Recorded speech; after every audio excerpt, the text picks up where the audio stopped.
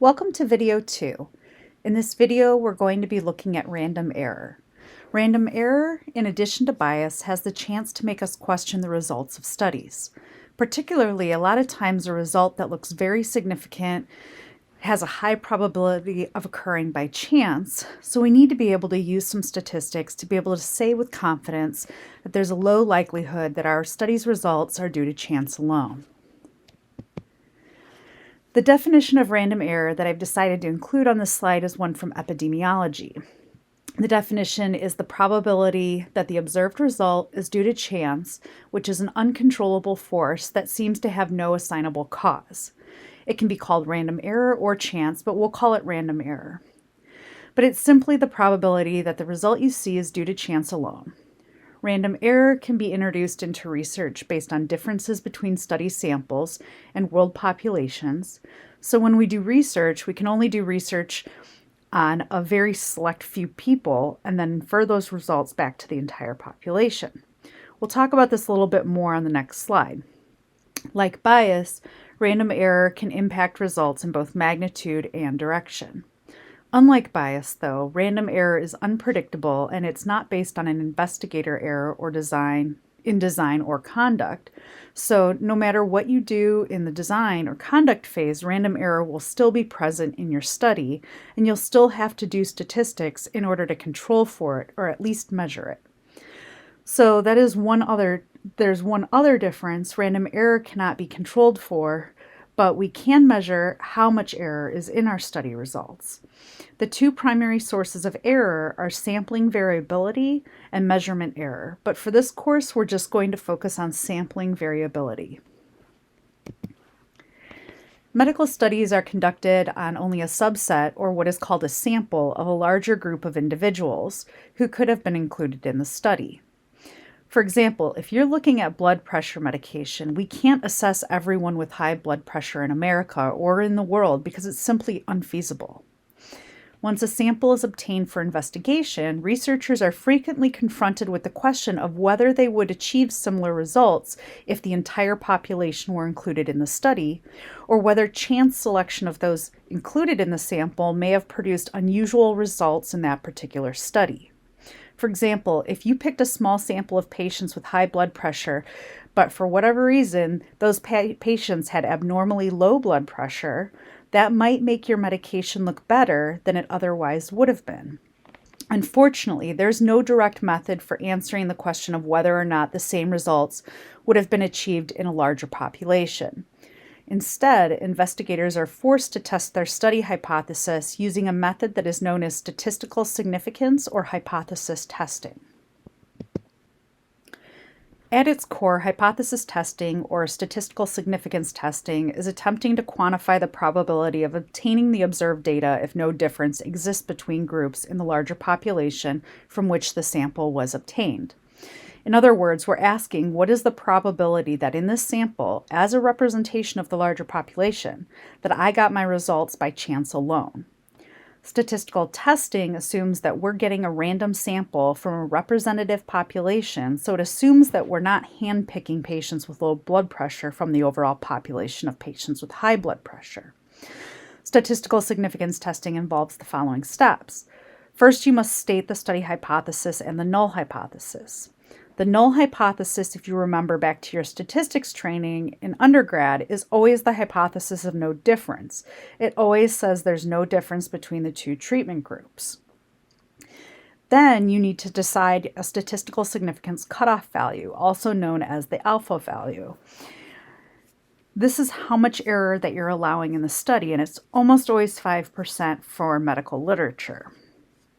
Fourth, you conduct the study and collect the data. Then you apply a statistical test to the outcomes data that you collect, and you perform the test, and the test result will be in the form of a p-value. Finally, you would then reject or fail to reject the null hypothesis. To do this, you compare your alpha value with your p-value, and if the p-value is lower than the alpha value, then you reject the null hypothesis.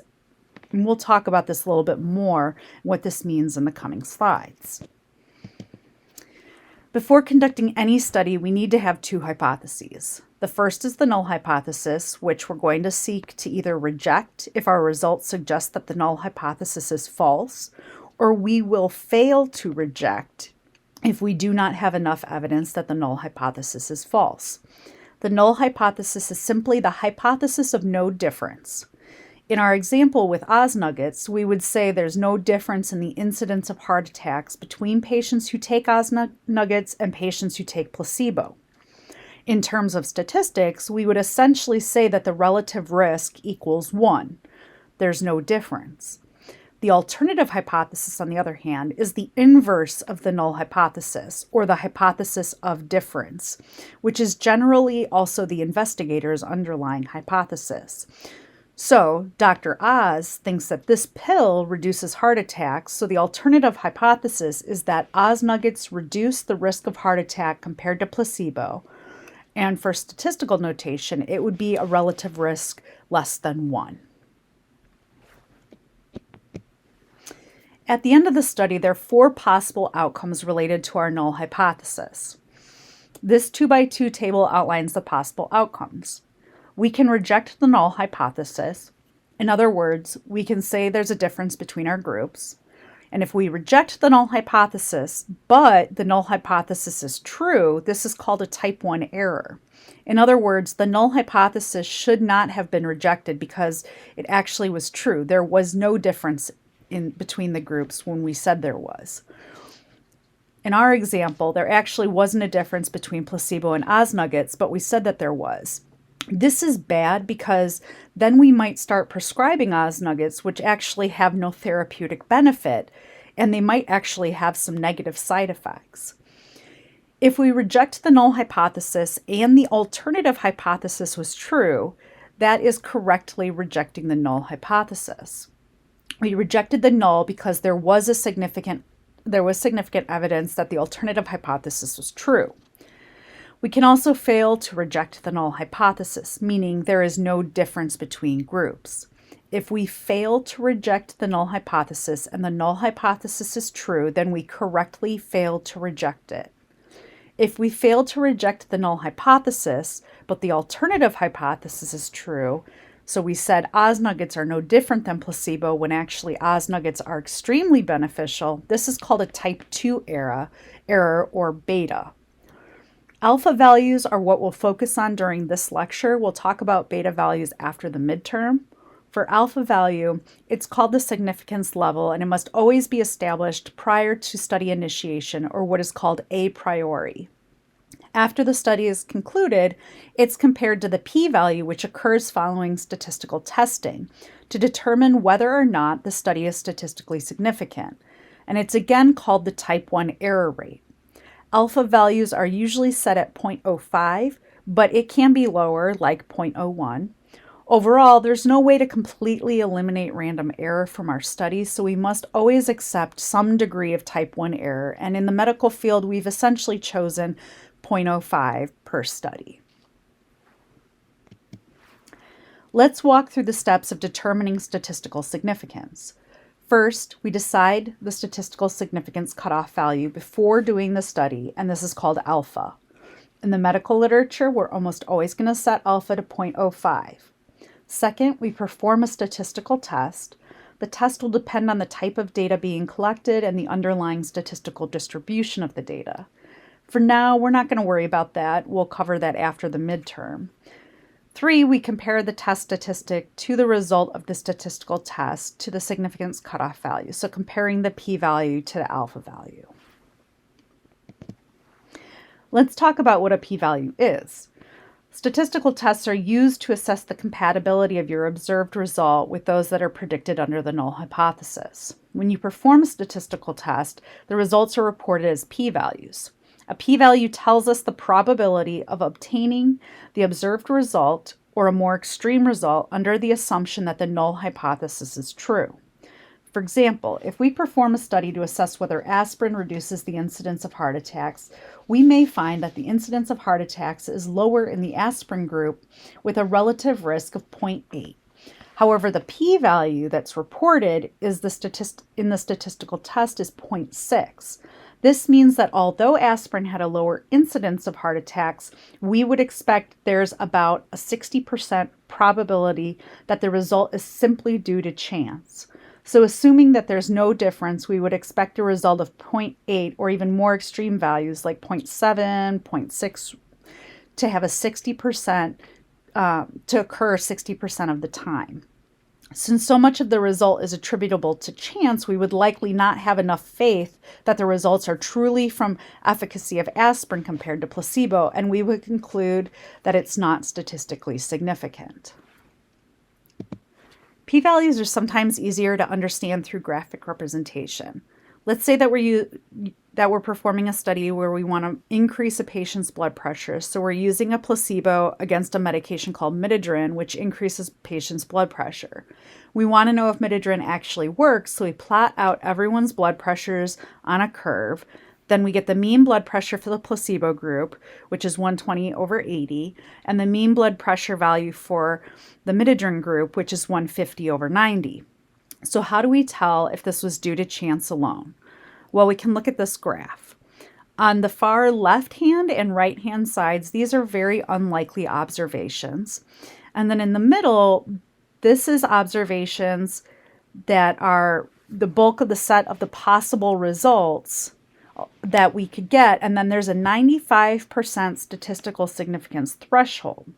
So everything below that, you'd expect to find those results 95% of the time under the null hypothesis, assuming that the two medications are equal. Only above the 95% statistical significance threshold will we deem results statistically significant, because we would only expect to find those results above the threshold 5% of the time, or less in cases when it's due to chance alone. To reiterate, p-values tell us about the probability of obtaining a given result, assuming that the null hypothesis is true, that there's truly no difference between your two treatment groups. P-values are then compared to alpha values. If a p is less than or equal to alpha, we can reject the null hypothesis and state that there is evidence that there's a statistically significant association here, because it's unlikely to be due to random chance alone. If p is greater than alpha, we fail to reject the null hypothesis because there's too much probability that the result could have been obtained by chance alone. Next, we'll talk about confidence intervals. Significance testing does not tell us about the strength of the observed associations. In other words, a p-value of 0.001 does not mean that the association is stronger or more significant than a p-value of 0.01. It just tells us about the probability that the result is due to chance, assuming that the null hypothesis is true. Confidence intervals, on the other hand, combine information from samples about the strength of an observation with information about the effects of chance on the likelihood of obtaining the observed result. So, for our aspirin example, if we had a relative risk of 0.8 against placebo, but a 95% confidence interval was 0.42 to 1.2, what would that mean? Well, on a strict statistical definition, a confidence interval can be defined as the following. A 95% confidence interval can be the following if a study were repeated 100 times and you get 100 point estimates, so you get 100 relative risks and 100 confidence intervals were calculated. 95 out of 100 confidence intervals would contain the true measure of association. In other words, you still have 5 confidence intervals that would miss the true measure of association, so you still have a 5% error rate. A much easier way to think about this is that a confidence interval is the range of possible values within which the true magnitude of an effect lies within a stated level of certainty. For example, that 95% confidence interval could be interpreted as that we are 95% confident that the true risk of aspirin for preventing heart attacks lies between a relative risk of 0.4 and 1.2. Confidence intervals can also tell us about statistical significance in a similar way as p-values. We've talked about in Lecture 2 how for epidemiological studies, relative risk and odds ratios of 1 means there's no difference between the groups, and this would be essentially the null hypothesis of the study. Confidence intervals which cross 1 or which include 1 then are not statistically significant.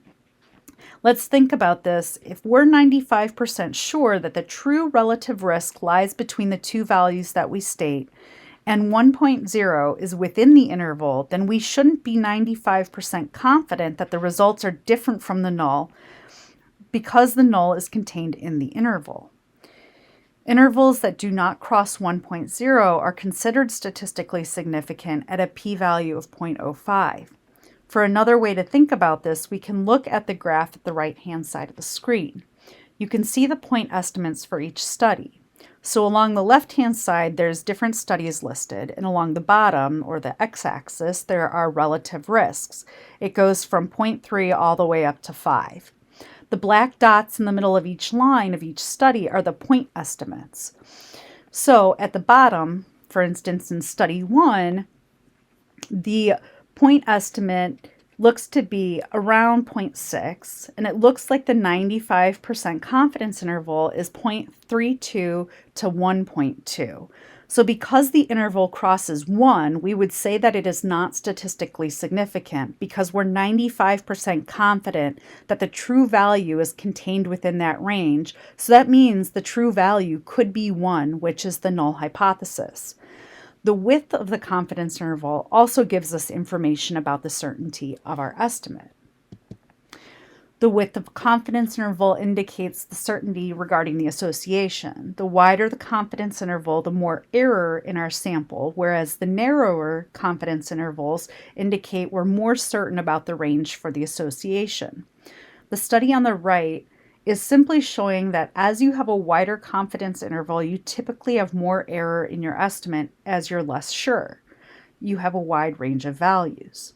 The top portion of the graphs is showing that with more and more people in your study, you become more and more certain that the true value of your association and your confidence interval becomes smaller and smaller. Let's put together our full significance testing regarding OzNuggets. First, we're going to state our study hypothesis. Dr. Oz believes that OzNuggets lower the incidence of heart attacks compared to placebo. In other words, he thinks there's a relative risk of less than 1.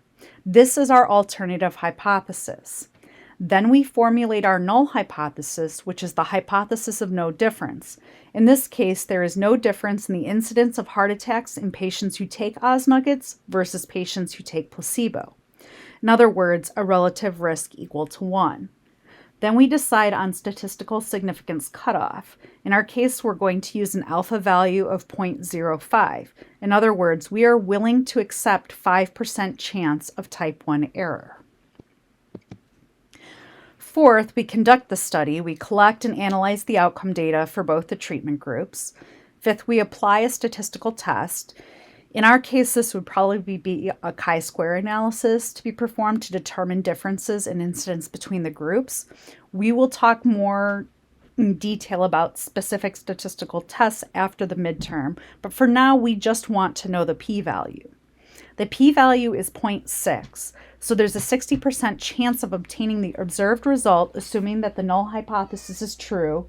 So in other words, there's a high likelihood that the chance could be obtained by random error alone. We then reject or fail to reject our null hypothesis and conclude that there's not enough data or evidence to suggest that OzNuggets can reduce the risk of heart attack compared to placebo. So it's not statistically significant.